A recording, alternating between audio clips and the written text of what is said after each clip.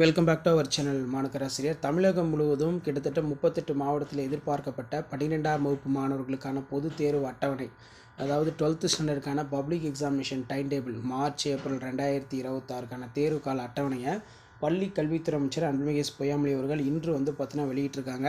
So இந்த அட்டவணை பொறுத்த வரைக்கும் பார்த்திங்கன்னா சட்டமன்ற தேர்தலில் பேஸ் பண்ணி முன்கூட்டியே பார்த்திங்கன்னா தயாரிக்கப்பட்டு எல்லா தேர்வுகளும் முடிகிற மாதிரி பார்த்திங்கன்னா உருவாக்கியிருக்கிறோம் அப்படிங்கிற மாதிரி பள்ளி கல்வித்துறை அமைச்சர் பார்த்திங்கன்னா சொல்லியிருக்காங்க.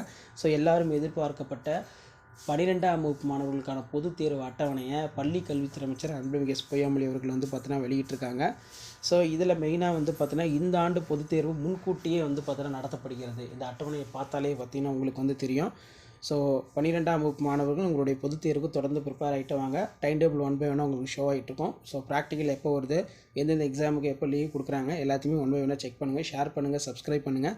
மாணக்கராசிரியர் யூடியூப் சேனல். தேங்க்யூ.